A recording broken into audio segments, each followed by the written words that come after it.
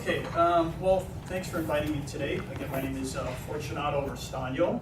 That's Italian.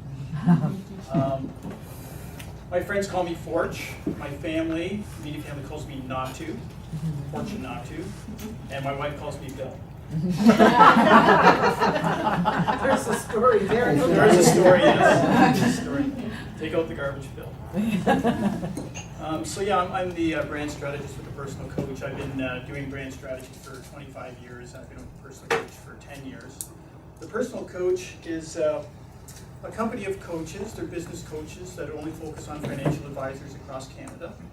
And they've got between 20 to 35 years of experience. They've been in the financial industry quite well, so they know the industry well, and they're able to help advisors. And some of the things that they do. Okay, you got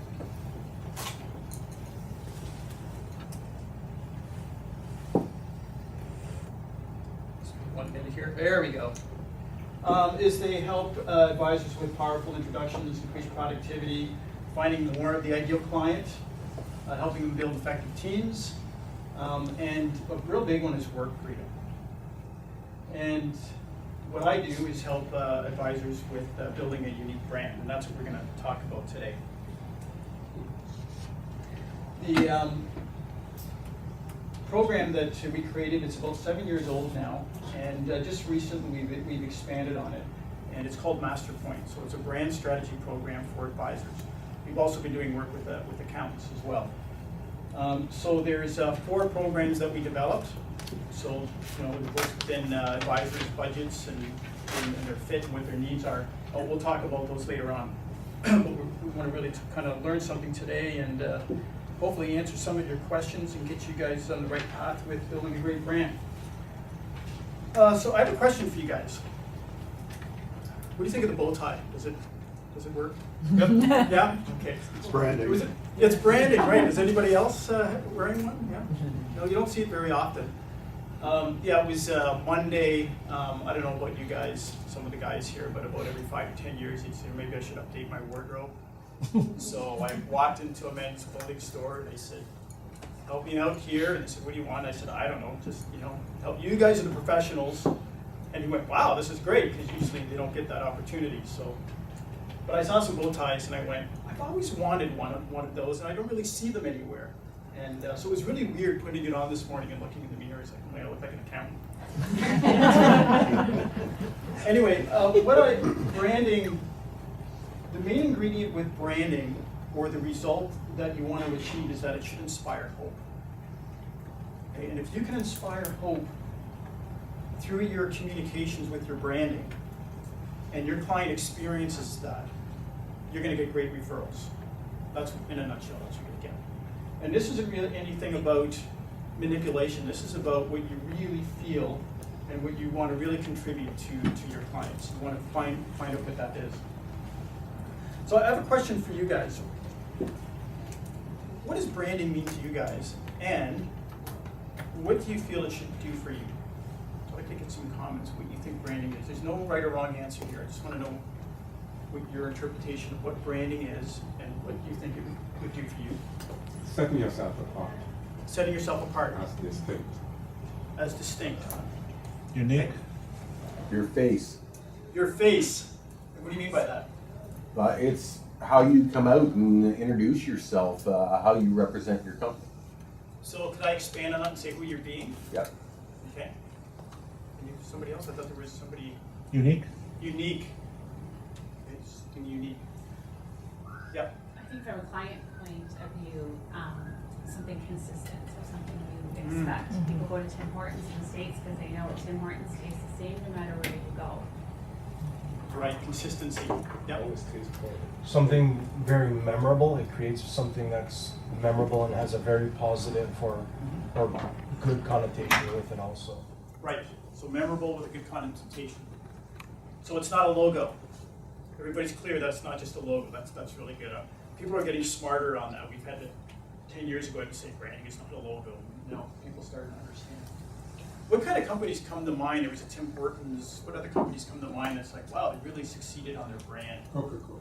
Coca-Cola, which was in the paper, I think, was #1 company today at the top 100 companies? McDonald's. McDonald's. Yeah, but I know she kind of went. It's like, why? Dude, they're still successful. It's amazing. Walmart. Walmart. Yeah. Wendy's. Kleenex. Apple. Yeah. Kleenex. Kleenex. In fact, Kleenex isn't really what it. They use the brand name for the material rather than. Yeah, Lazy Boys like that too. Okay, good.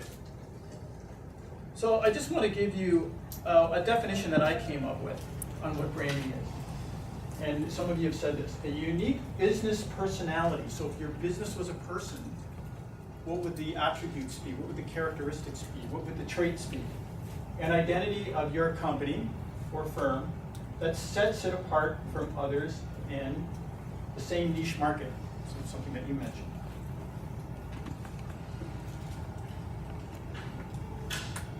If there's a, as we're going through this, oh, Kelly, if you could hand this out.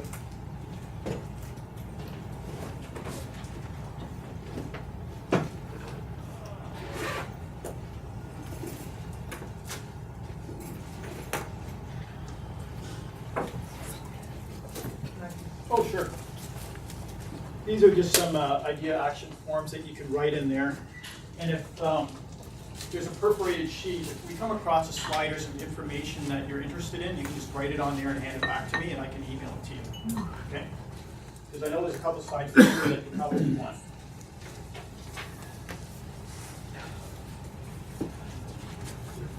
Okay, so we've got two arrows here. One's pointing down, one's pointing up.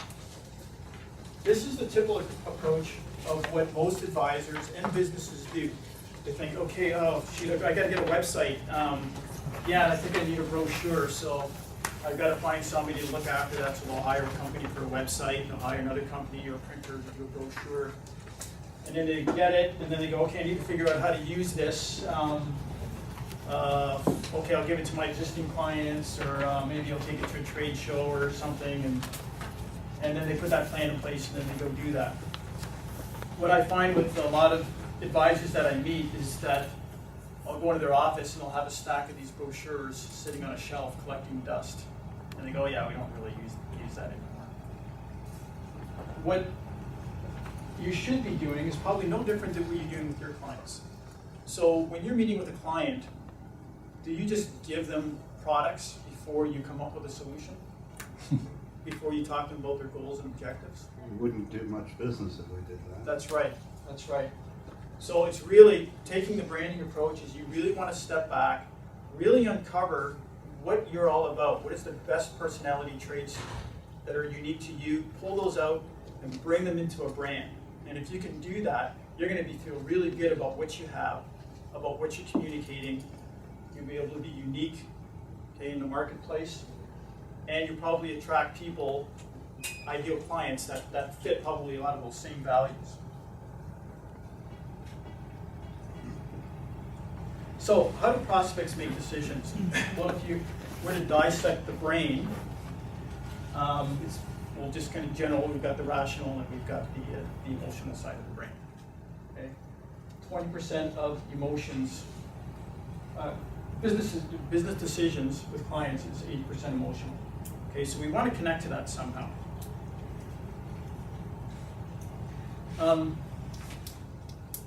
The term homo economicus. Not that homo. It's human behavior. So there were some studies done a long time ago, about 40 years ago. And they kind of looked at the profile of like an investor. And the profile was that these people just really care about their own monetary gains, their own self-interest. It's all about them. But what they really found out recently over the past 20 years is that it's actually the opposite. Especially today, a lot of people that are investing in things that contribute to the world. So they'll invest in things that will help the environment, prevent child labor, prevent global warming. So maybe even though those investments may not bring back the gains that they're looking for, they feel that they need to do this. So it kind of goes back to the whole inspiring hope thing. People are being a little bit more responsible. And they're making these decisions from their emotions, not from the rational thinking. It's almost like irrational thinking. The decision-making part of the brain is on the emotional side, not the rational side. You need the rational side to kind of go through the details and everything, but the final decision, when you're sitting down with a client, will be an emotional one. And you're in a relationship business. You're not selling like a computer to somebody. You're really talking about people's, their futures and their goals. So it's really important to develop your brand that speaks to that. Has anybody ever heard of this book, Start With Why? You know what I love about this book? It's really thin. But it's really good. The author is Simon Sinek. I just kind of put it here. I don't know if you can see that from at the back. He does have a TED Talk on YouTube as well. And when I read his book, I went, he's talking about what we're already doing, but he just did it in a more precise way. What most people do, a typical approach, is if you ask, let's say, Apple, what do you do? They'll say, well, we build computers. And so you may be at a, let's say, like a Rotary event or something, and somebody says, what do you do? You say, I'm a financial advisor. And then it just kind of stops there. And then there's the how, like how do you do what you do?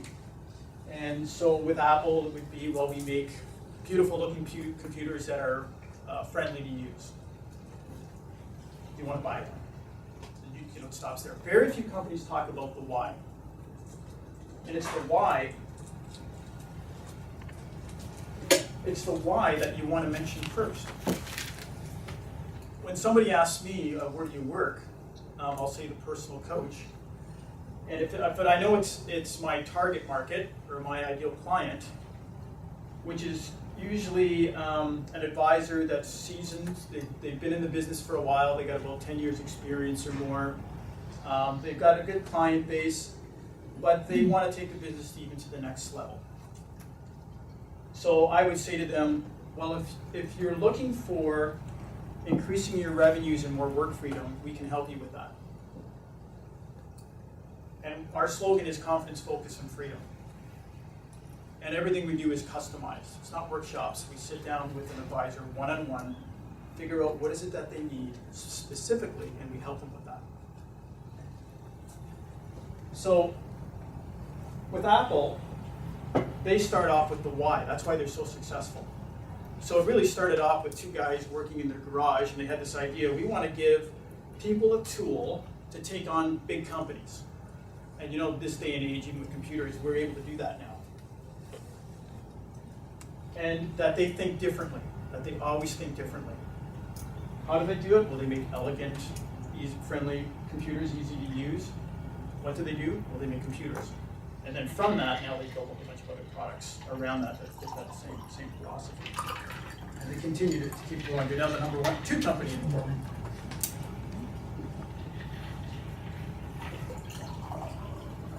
Okay, I don't know if you can tell what that is, but I'm just going to tell you a little story. I was working with an advisor out west, and I want to tell you the story. This might come a little clear. My 50-year-old son said, "Are those condoms?" And I said, "No." What are you talking about those anyway? But they're not. So a client is in Moose Jaw. And I started working on his brand. And one of the questions I asked is, why are you doing what you do? It's the why question. You're a professional soccer player. You train dogs, like you're doing some interesting things. Why are you doing this? And he said, well, when I was 11 years old, my father owned a construction company, and he passed away. And the company went bankrupt. Going after my bow tie here. The company went bankrupt, and my mother was never in the workforce. And she didn't know what to do, so I decided to take some action at 11 years old. I had an older sister and a disabled brother, and I knew I needed to do something. So I decided to get a lawnmower and cut people's grass. And I'd bring the money home, and I'd stick it in this glass jar that was on the kitchen table, and I'd home make groceries or clothes or whatever that we need, the basics of what we needed. But he says about once a week or so, I needed to spend some money myself. I need to do something for myself. So I go to this corner store, and he says, "Do you remember Blue Whale gummies?" And I went, "Oh yeah, I remember those because I used to work in a corner store when I was 13. And he says, "I love those things." So me and my friend, we'd buy a big bag of these things, and we'd sit on the curb and we'd pound them back. And so I talked to him for a little bit more, and I said, "Okay, I think we need to call your company Blue Whale Wealth Creations." And he went, "Okay." And I said, "You know, when people are talking to you, you need to be a person. You don't want to be a salesperson. And if you have a compelling story to tell, that you're not forcing it, you're going to be on track with something. You'll be able to explain the why up front." And he went, "Okay." So I was talking to his team. They got really excited, and that night, one of the people on the team went actually found those gummies and brought them to his house that night and said, "You know, we got to do this." Since then, and this is only since the beginning of July, he's been donating to a hospital for a children's ward in Moose Jaw. And his provider said that they would double whatever he had contributed. And they're now decorating the whole wing in the whole Blue Whale theme. So, and now he's building a new office, and he's building his whole theme around that. And he said, "I got to get a sign up in front of my building. You know, what do I need to do? You know, I got to put the logo out there with it." And I said, "Just hang on, just put the fin out there saying something big is about to come, and we'll just slowly work the community and take one step at a time." So anyway, he's all very excited. And the excitement means is that he's building more confidence around his business. All his ideas will now be focused on this theme. Because sometimes what we do is we see a great idea over here, we see another greater idea over here, and we jump and we get confused, and we're confusing the heck out of our clients. And I said, "You might get bored of this after 2 years, but your clients won't. Stick with it. Whatever you do, keep sticking with it."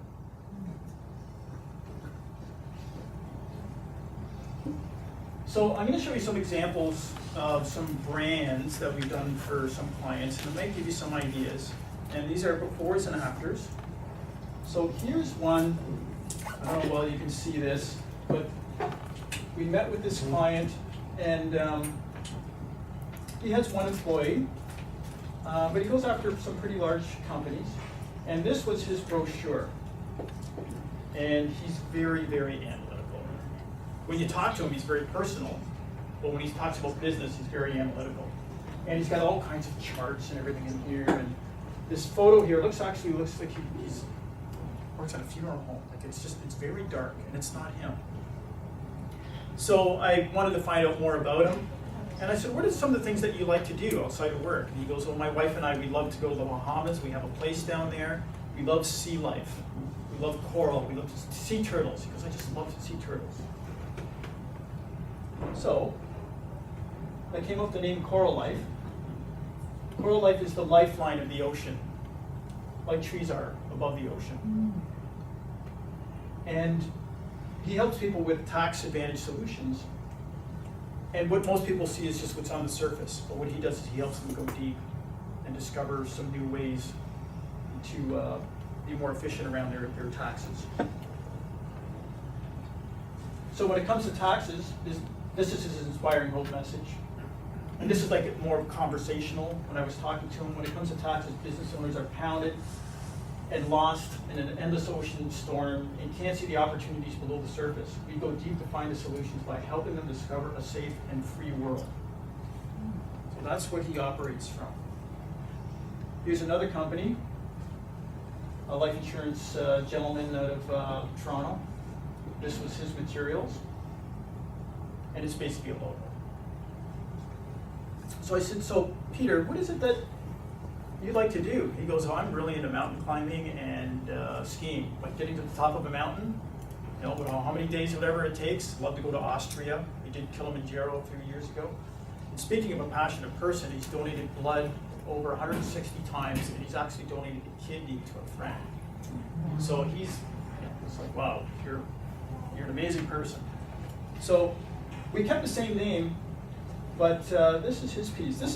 Would be basically Peter's. This is what he likes, where he likes to be, viewing the whole mountainscape. He just loves that scenery. He loves the journey getting there. And I knew he bought a pretty good camera, so I said, "Have you taken any photos of your escapades?" And he goes, "Yeah." So here's a photo. He's actually standing. He's the one taking the photo, and these are the guys that he's with, and they're just about to reach a summit. I said, well, let's call your program or your client experience the Summit program. So he's really become distinct in the marketplace for the business that he's in Toronto. And by the way, his sales have tripled within 3 years, and he's been in business for 30 years now. So over the past 5 years, he's tripled his business. He's using his materials, it's not sitting on a shelf. And for Peter, it's not just about the view at the top of the summit, it's more about the journey in itself. You need to plan, prepare, and be ready for life changes along the way. We will provide the knowledge, guidance, and caring to support your journey. You brought up about consistency. I met with a firm in Simcoe. They're accountants and wealth planners, integrated firm. They've been around since 1948. And so I sat with their team and said, well, let me see what you've done in the past. So they put all these things out on the table. And what do you see here? Well, the word's up there, consistency. They didn't know that. I said, take a look. You look like 10 different companies. And they went, oh, wow. We didn't realize that. So I talked about what they were passionate about. They're passionate about their community in Simcoe. They've helped a lot of businesses, a lot of farmers in the area. They've got a lot of agri accounts. So we came up with this. With accountants, you can't come up with a name. Legally, you have to use the partner's name, so Goodred and Klossler. And their slogan is supporting growth, providing direction. Their descriptor is an integration of accounting, advisory, and wealth management services. So I've had them even decorate their office with old photos from the community when businesses first started, all these old black and whites. It looks pretty amazing. And the reason I did that is because their office is a destination. They have a lot of clients. 80% of their clients come to the office, so it was really important to do that. And their inspiring hope message: we are down-to-earth people rooted in the Simcoe area since 1948. The businesses and farmers are like family to us, and they are part of a proud heritage. We have an integrated team that works together to keep our clients on the right path to maintain their healthy, solid roots. So, what can you do to create your own unique brand? So we're going to talk about that. So now you kind of have a foundation of what it's about. So, this has nothing to do with anything. I just took this photo a couple weeks ago of a toad under my deck, and just thought. It looks like he's holding a rock there. It looks like he's about to throw it at him. This could be like a disgruntled client. Okay, so what you want to do is ask yourself, why am I in this business? Right? You could be doing a lot of different things. Maybe some of you didn't question why you're in this business.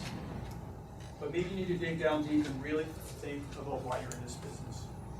I remember working with Human Resources Canada. They wanted to come up with some giveaways to their employees.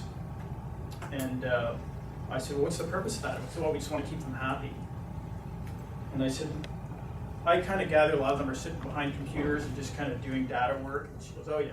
I said, you need to remind them why they're doing that. They're actually helping people get employment and jobs. So even though they're sitting by that computer in a cubicle, they need to be reminded what they're doing. And that's what we need to do all the time, remind ourselves every day why we're doing what we're doing. And think about, what are you passionate about? What are some of your hobbies and interests? Sports, recreation. What are some of those things that you like to do?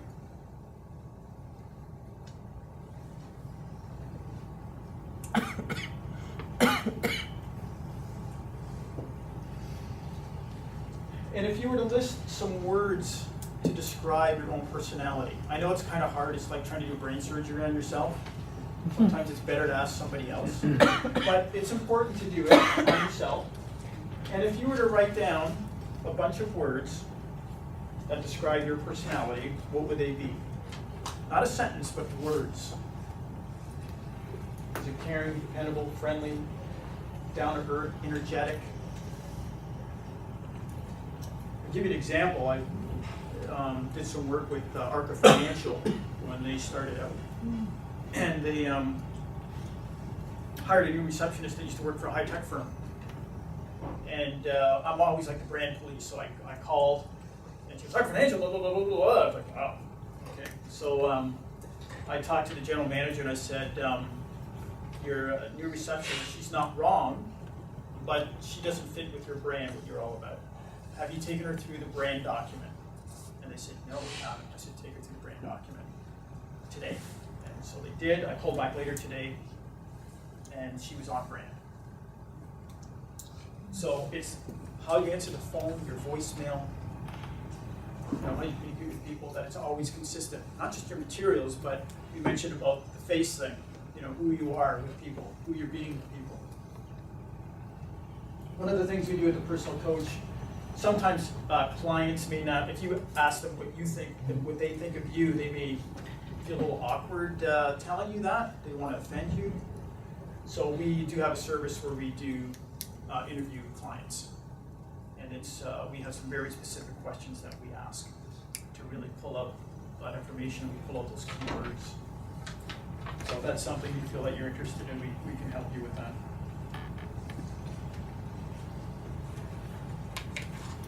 So, but you can do this yourself too. Okay, so find out what they value. Where do they receive the best results? Well, this would be the profile of the best client. They value you. They receive the best results from what you provide. They are engaged. Okay, that's really, really key. And of course, it'd be great if they refer. There's several categories of the type of client that you have. Most of them are complacent. They're just, you just kind of doing work for them and just whatever. And they refer about 1%. An engaged client that really values what you're all about, really likes you, they will refer you over 90%. We've done studies on this with our clients, and that's what happens. The obstacle is sometimes they don't know how to refer you. They don't know what to say, they don't know what to do. And having a good brand strategy in place, or a good referral program, will make that happen. They just need to be educated. And they want to help.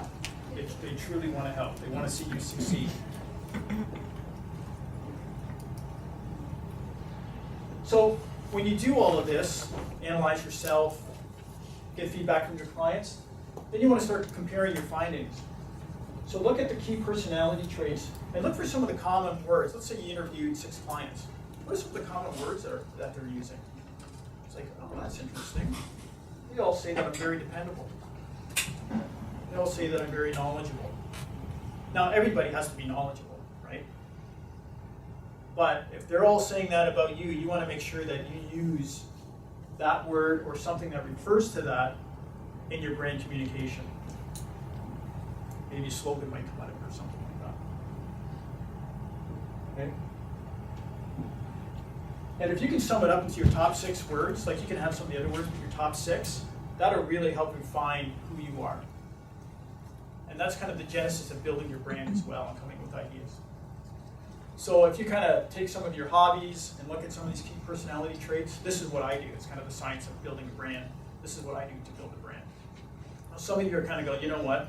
I'm just too busy and just want to help people. I'm not really good at the whole brand development thing. That's why I'm here, because promoting what we do. And if that's something you feel you need some help with, we can help you with that.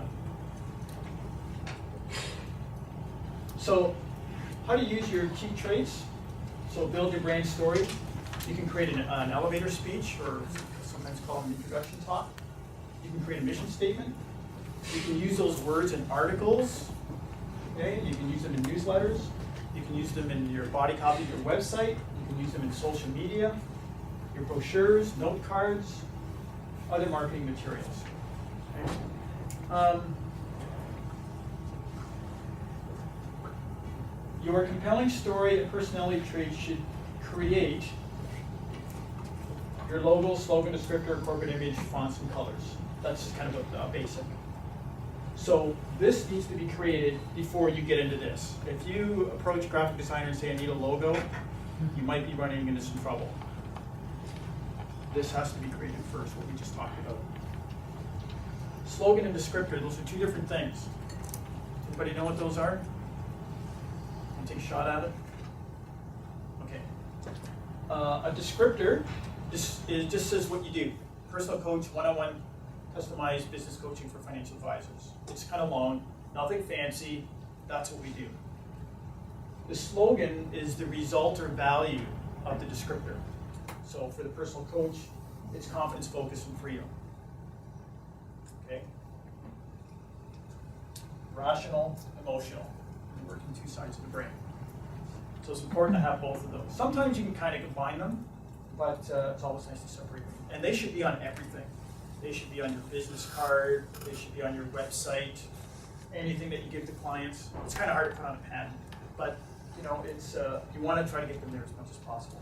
And if you have a corporate image, like one corporate image, so you know, if it's something related to your hobby, like a mountain scene or the tree with a path with a good running Bossler, that you've got one corporate image. Because in North America, we are inundated with images from movies and stuff. We have to have that. It's really important to us. And like I said, an image is like 1,000 words. It's very stimulating. And if it's fit within a brand story, you can have other images that kind of complement that. So if you've got other pages on a website or something like that, that you know you can use some other images to continue to tell your story. So the result is that you'll have a unique, compelling story that inspires hope and connects powerfully with engaged clients. And I say that because you don't want your brand to necessarily inspire hope in everybody. You know, it'd be nice if we could do that. But look at your best clients, or look at your best client. I just want you to think of what your best client is right now. That one person. And what do you value about them? And wouldn't you like to get more of that person? Like, you can still have your other clients, your segmented clients, your B's and C's and so forth. But wouldn't you like to get more of that ideal client and build that? When we talk about our clients doubling or tripling their sales within 2 to 3 years, that's what they're doing. They have to get out of their head that they're trying to get everybody. That they're just focusing on their ideal clients, and they're training those ideal clients to bring in more ideal clients. And the way to do that is to inspire hope with those people, and they'll just do it. You look at Martin Luther King, there was a lot of people that had his skill set and his drive, some very successful people, politicians, so forth. But he talked about the why, and he talked about inspiring hope for civil rights, and he talked about the dream. And it was from that within a few days, all of a sudden people came from everywhere to this event. Like thousands of people came to this event. They didn't have any social media or internet back then, but somehow people found out. So if you can do that, inspire hope with your ideal clients, then you're on your way. So think about who those best clients are. That's why when we interview clients, we only focus on the advisor's ideal client. Touch points. That would be like your marketing materials. So once you've got your compelling story worked out, you've got your brand in place, then the next stage is now let's start implementing the strategy. Now I've created 9 different categories for touch points, and some of the same touch points are used in these different categories. If you want me to email you this list, just write it down on that perforated piece on the right-hand side of that form I handed out, and I'll email that to you. So first impression, okay, that face-to-face first impression. First impression would be who answers the phone, that's a first impression. Client meeting, face-to-face, first impression. A website is a first impression. A sign up front is a first impression.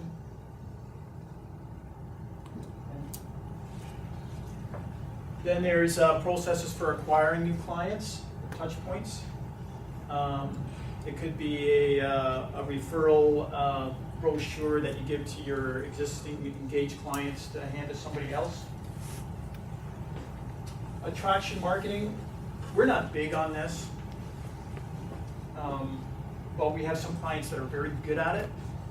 Attraction marketing, what that is, it's like doing radio, newspaper ads, those kind of things. The reason why we're not big on it is because you end up communicating to all kinds of different target markets.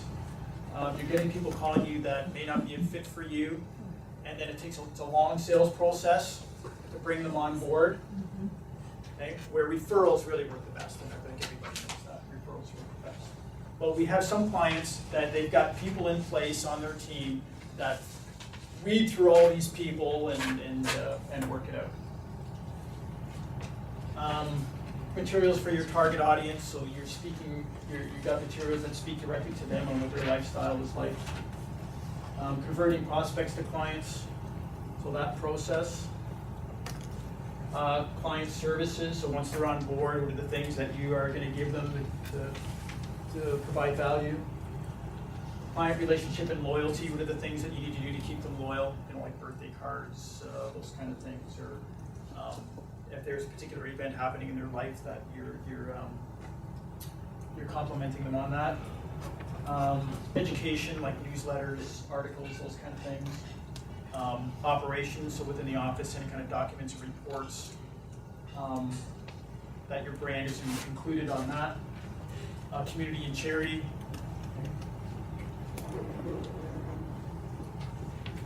One of the things that is important is to define your process. So the client experience, what are the steps that you take your client through when they come on board from stage 1 all the way to stage 2? So for example, the first meeting, reviewing their objectives and goals, doing the planning, doing the reviewing and the monitoring, so forth. And you want to work referrals in there too. It may not be communicated in there, but you want to work referrals in there too. So defining that is really important. Now there's a lot of organizations that help with that, but the main thing you want is to make sure it's on brand. It's like Peter Seligman climbs mountains, it's called the Summit Program. Okay, so it's his process. I'll give you an example of one of my clients. He's really into education. He just loves to read everything. He likes to put on seminars. He likes to hang out at the library. So I created this process for him called the financial chapter. And chapter 1, chapter 2, chapter 3, chapter 4, and chapter 5. So his materials can actually look like a book that he's handing to clients. And he loves it, and he loves using it. This slide, if you're interested, I think I marked it on the handout. It's called the Value Ladder. If you haven't heard of this, it's written by Leo Pusatere. If you can define all of these, you'll have everything you need to put a really powerful brand together, or communications together. So for example, why should I do business with you? What makes you different? Who have you done it for? How do you do what you do? Why do you do what you do? That's the key one. What do you do? And who are you? So if we go back to the first one, why should I do business with you? That's the real value. What makes you different? Differentiations. Who have you done for? Client successes, testimonials. How do you do what you do? Your process, which we just talked about. Why do you do what you do? The business beliefs. What do you do? Your unique value proposition. And then who are you? Your background.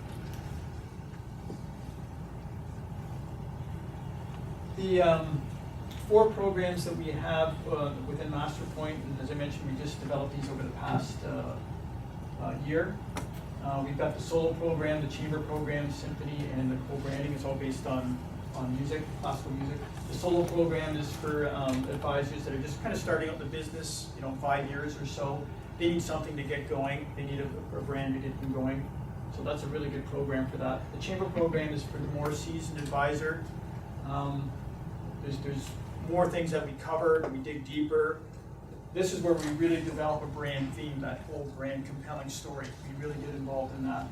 The Symphony program, that's for a larger organization. They've got maybe 10 or more employees. And then we have a co-branding program. We've got people like Sun Life and Investors Group where they have to co-brand with their provider. So we have a program for that. If you're interested in this and the pricing and everything, just let me know. And again, I can send you, I've got a document that has everything in it. And it can answer all those questions for you. And if you're interested in a 1-hour consultation, complimentary consultation, just give us a call, okay, and you can ask us all kinds of questions, and we can provide some value as well for you. And that's it. So, any questions from anybody or thoughts? Yeah. I just have a question, I guess your opinion on business cards, because I feel they're really boring, and how you feel about doing something different with a business card, like what's your, how do you use the tool? This is where I get questions like that a lot, and that's where you really got to back up and work. It's a lot of work, but you really have to work on a whole compelling story and what you're all about. Then from there, you develop a powerful slogan, descriptor. If you have a corporate image, you can put it on the back. And from there, you know, you've got a logo that kind of fits the whole theme of your personality, what that's all about.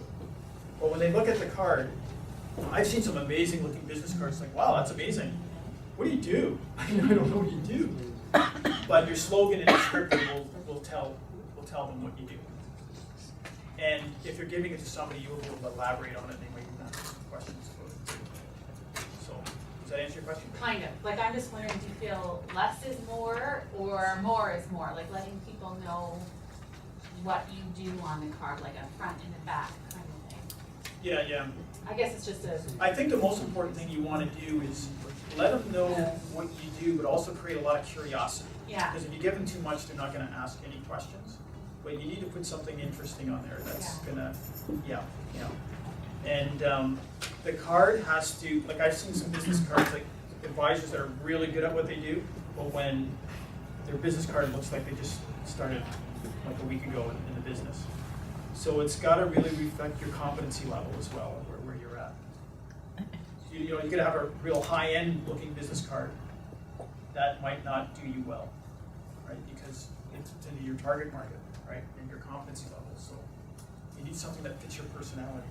And there's all kinds of tricks and things that you can do. Any other questions? Yep. What's your thoughts on branding on social media, like Facebook, fan pages? Kelly is our social media expert. Again, kind of look at your market as well. I find one thing with social media, and you can elaborate on this a little bit more, is social media is full of surprises. It's I find it confusing myself. It's like we're doing it and we're getting results from it, and it's like it's just strange how it happens. The most important thing about social media is to make sure that you incorporate your brand, that it's incorporated in it with your message, that consistency. I would think social media is in some ways kind of like attraction marketing, that it's, the one good thing about attraction marketing is positioning. Don't expect getting business from it, or the right business, but it does position you well. People, well, yeah, I've heard of you, I've seen you on LinkedIn, or I've seen you on, I've read some of the Twitters, and if you have a Facebook, it's okay, like learn more about you through Facebook. But I don't know, Kelly, do you want to elaborate a little bit more on that? Yeah, and we've had a lot of success with social media because we've leveraged it with the brand. I don't think it should be a standalone program. And I can give you more information if you write in the note that you would like some information on our program, but it's really all about staying in the mind of your prospects, because you're constantly there sharing value with them and tweeting and posting on your LinkedIn. So when they are finally ready to commit, you're there. So like as the old saying goes, out of sight, out of mind, and if you're not there, they forget about you. So that's the nice thing about social media, is always being there. So how often should you tweet or post something? Well, we recommend once a day at least. I mean, What was that? once a day. Once a day? Yeah, and that's another program we offer at Personal Coach. We can do that for you as well. In our scenario, we want to drive people to the website. That seems to be our core thing, is that everything we do just keeps driving people to the website. Any other questions? Okay, thank you very much.